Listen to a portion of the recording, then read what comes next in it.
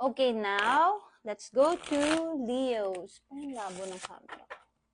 O, diba? Nakukuha ko yung energy ng Leo. Diba, Leo is very, you're the center of attraction.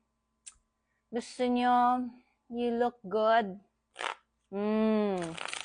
Start pa lang yung itsura ko agad ng sinilip ko. Kayo talaga.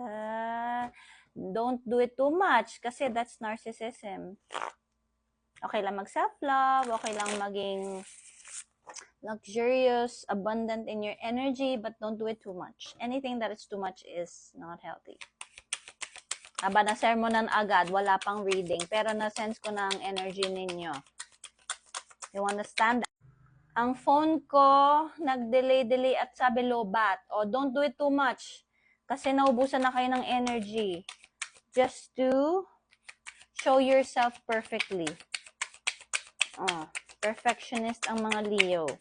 Hindi po pwede yun. We're only human. May limitation ng ating energy.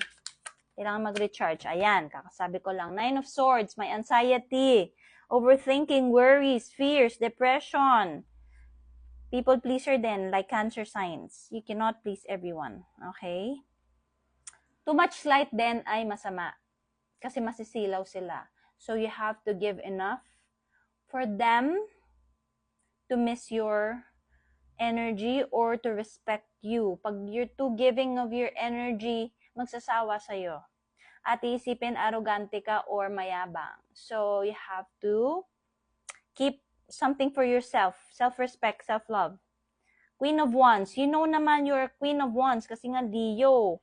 You exude beauty, light, kasi ano din kayo, you represent the sun.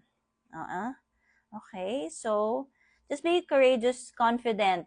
Kasi nga, ang downside ng Leos, kahit alam nyo na you look good, may insecurities pa din.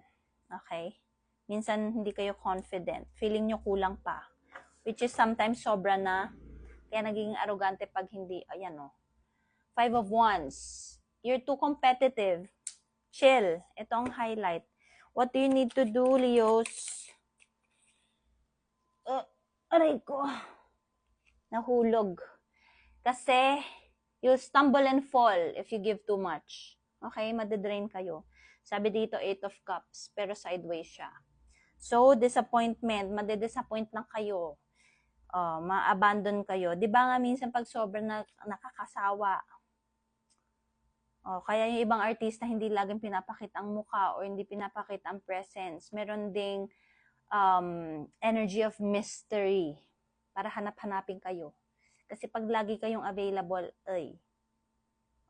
leave behind, walk away.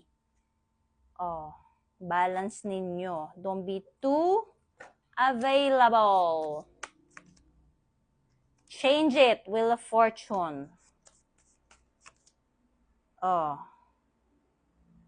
Yan, may mga negative thoughts na tuloy kayo. 8 of Swords. You feel victimized. Restrict. Diba? Kanina, Queen of Wands. Ang sinasabi sa inyo is maging Knight of Wands kayo.